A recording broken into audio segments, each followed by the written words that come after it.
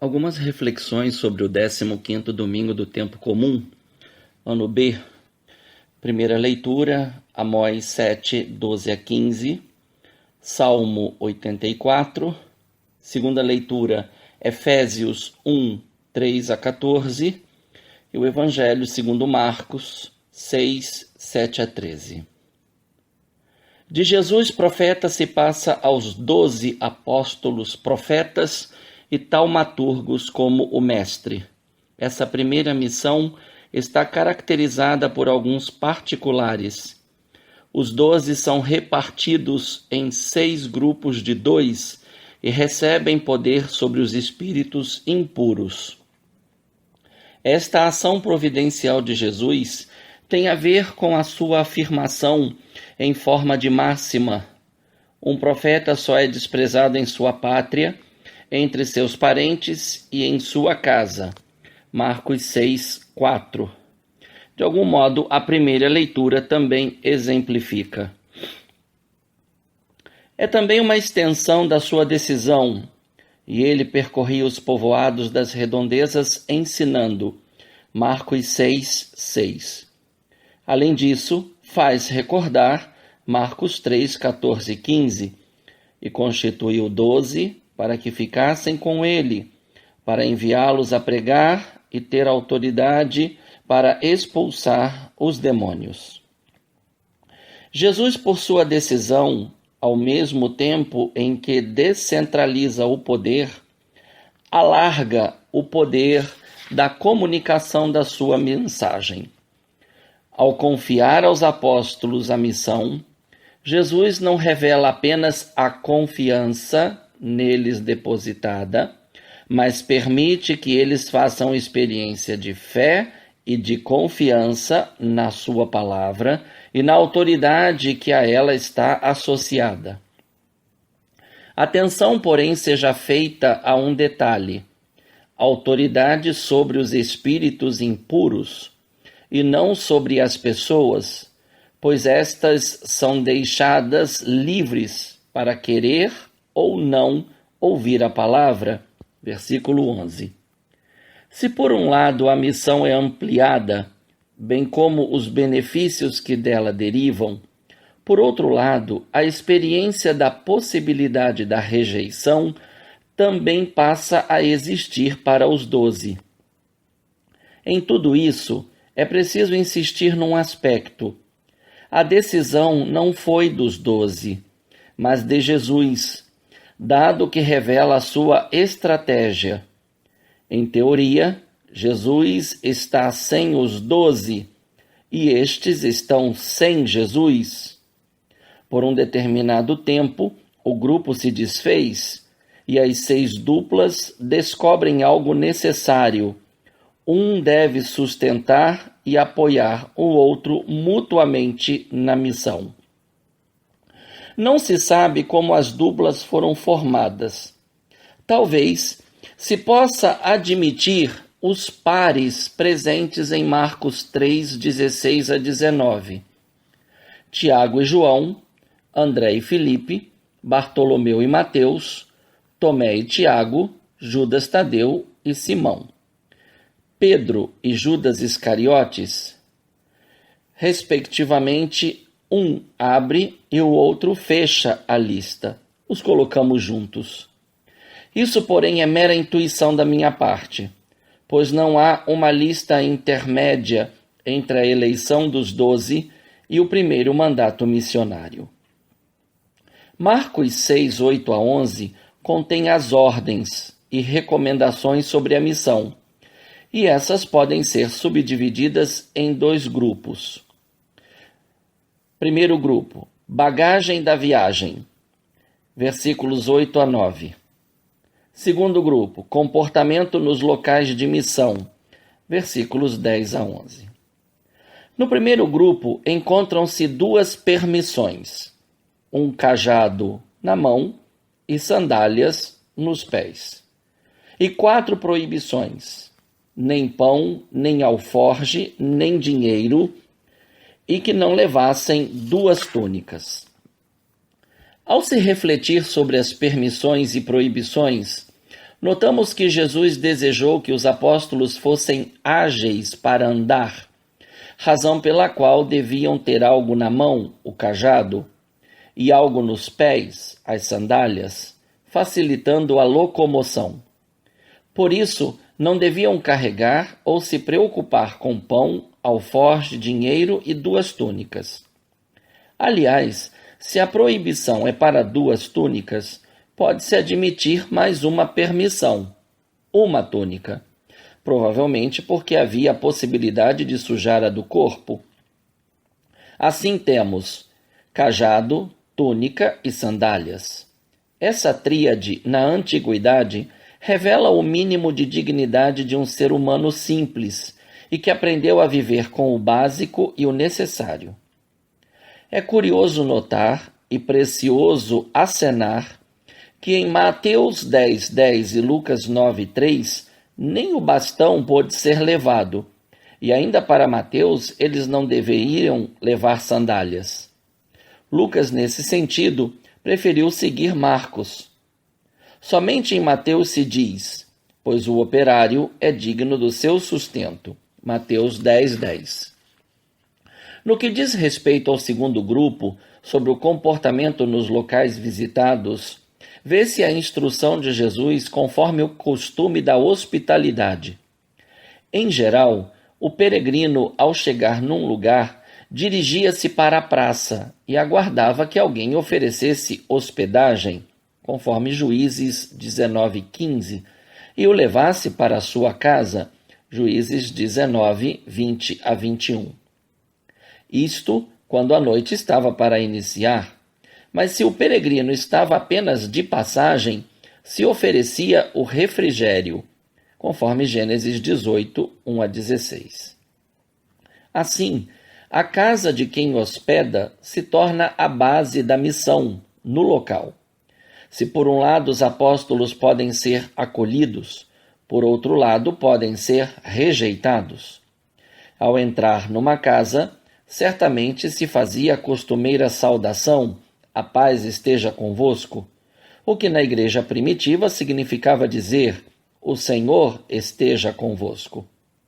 Esta saudação está carregada não só de boas intenções, mas contém em si a força de comunicar a presença do Senhor ressuscitado e a salvação que ela representa. Se houver rejeição, a atitude dos apóstolos não é de indignação, mas de testemunho. Vieram para comunicar a palavra que salva, e como nas recomendações, não devem carregar nos pés a poeira do local. Esta deve ficar com os que não quiseram escutá-la. Nota-se que a instrução de Jesus é bem sumária. Não se discorre sobre os outros aspectos da missão, como aparece em Mateus 10. Tal brevidade salvaguarda a força da experiência, que deve se concretizar em cada lugar de forma diferenciada. Ainda sobre o fato de saírem em dupla, encontra-se um elemento essencial e que se liga ao conteúdo da missão. Os apóstolos são testemunhas de Jesus, e segundo a Torá, essas devem ser, no mínimo, 2, para que haja credibilidade, conforme Deuteronômio 17:6. Não se pode esquecer que por detrás da palavra testemunho está também a palavra martírio. Se Deuteronômio 16 previa que somente com base na deposição de 2 ou 3 testemunhas se podia condenar alguém à morte, Jesus, na visão de Marcos, antecipa que será também com base em 2 testemunhas que se anuncia o mistério de sua paixão, morte e ressurreição. É curioso notar que Jesus, perante o Sinédrio, no Evangelho de Marcos, se apresentam testemunhas, mas até onde eu pude perceber, não se faz referência a 2 testemunhas, como encontramos nos outros relatos. Assim, a missão histórica dos apóstolos, enquanto Jesus está com eles, antecipa a missão universal após sua ascensão, como garantia da sua presença e ação perene na Igreja. A força dessa primeira missão aparece na austeridade das recomendações assumidas, pelas quais cada dupla apostólica se assemelha ao seu mestre, que vive, embora seja de condição divina, conforme Filipenses 2, 5-11, com simplicidade, desapego e pobreza. É possível dizer que, num segundo momento, essa missão dos apóstolos tem a ver com as várias igrejas já constituídas e que o trânsito entre elas se fazia da mesma maneira. Enquanto algumas recebiam bem os apóstolos ou os seus enviados, outras não o faziam, porque não viviam o mandamento do amor. A terceira carta de João pode servir de exemplo. Marcos 6,12, além de concretizar a ordem do envio, também revela um elemento importante para além do que foi dito em Marcos 6,7. O conteúdo da pregação é o chamado à conversão. Pregaram que todos se convertessem. Não se diz de que ou a quem, mas se intui dos pecados e a Jesus e a sua boa nova. Nos lábios dos apóstolos se encontra um eco de Marcos 1,15. Cumpriu-se o tempo e o reino de Deus está próximo. Arrependei-vos e crede no Evangelho. O desprendimento assumido pelos apóstolos se torna um eficaz veículo da força da missão, pois dá credibilidade à palavra anunciada. Não se busca segurança nos elementos materiais, menos ainda favores pessoais, pois isso é nocivo à boa nova anunciada. O que foi essencial no início da missão se torna ainda mais precioso e valioso nos tempos atuais para a pessoa e as comunidades de fé que vivem a pobreza evangélica como dom eloquente da força da palavra, que expulsa demônios e acompanha a unção que cura os doentes. Esses dois efeitos da missão resumem bem o ministério de Jesus, apresentado até o presente momento da narrativa em Marcos, pois Jesus ensina, expulsa demônios e cura enfermos.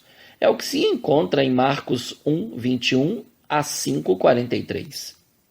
Somente Marcos fez referência à unção com óleo, base, juntamente com Tiago 5 e 14, para o sacramento da unção dos enfermos.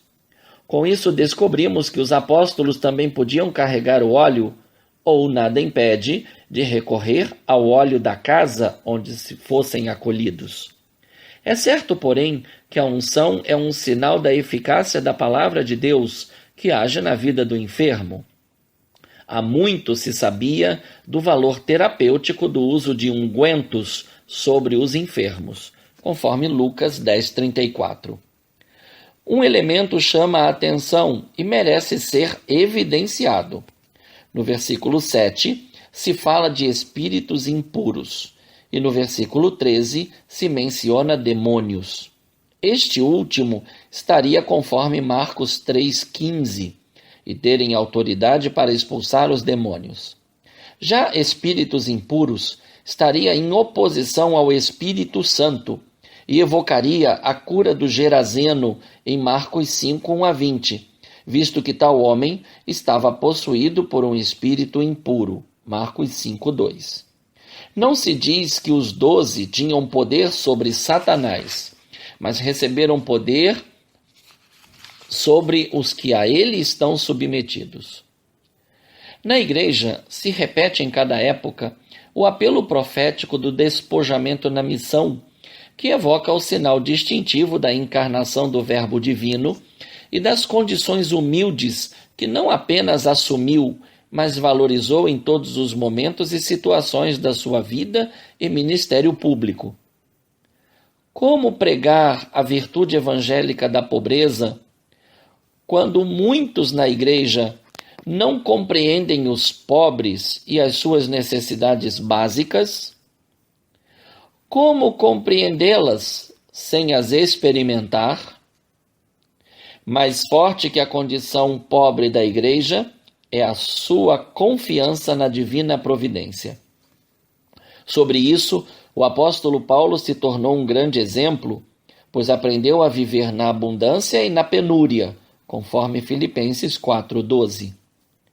O nosso modo de existir e de viver, pela mensagem da segunda leitura, está fundamentado em Jesus Cristo, revelador do misterioso plano de amor de Deus. Desse mistério deriva a certeza de que a iniciativa da nossa criação, redenção e santificação é sempre de Deus, o maior interessado na nossa felicidade, que se concretiza de forma eclesial e obediencial. Assim como o profeta Amós recebeu o chamado e a missão profética, vai profetizar para Israel, meu povo, versículo 15, Paulo nos ajuda a perceber que a nossa eleição aconteceu antes da fundação do mundo, versículo 4. Do ponto de vista prático, a missão que Jesus atribuiu aos 12 e Deus a Amós é a concretização do mesmo plano benevolente que sempre comportará riscos de rejeição e incompreensões. Além disso, exige atenção, que deve ser feita diante da sedução das alianças políticas e governamentais. O cristianismo continua profético, se está livre dessas alianças, e evangélico, se desprendido de tudo que impede de vislumbrar e viver o dom do serviço, com compaixão pelas ovelhas que ainda vivem como se não tivessem pastor. A centralidade do Evangelho, pautada na leveza da missão realizada sem as grandes preocupações materiais, concretiza bem o sentido da obediência do profeta Amós, que se fez missionário no Israel Norte em tempos de desenvolvimento econômico, mas de grande decadência da verdadeira prática religiosa. Na igreja, nenhum de nós somos profissionais do sagrado, mas homens e mulheres predestinados para sermos filhos adotivos em Jesus Cristo. Eis o grande milagre. Deus tem um plano que nos foi revelado plenamente em Jesus Cristo, que é, ao mesmo tempo, a grande estratégia da sua realização, pois nele, com ele e por ele, nos ama sem medidas. Por isso, nos selou no seu Espírito e nos capacitou para viver como povo redimido e que redime o mundo, testemunhando o chamado à conversão em todas as esferas humanas, sociais e eclesiais. Desejo a todos um bom e santo domingo no Senhor.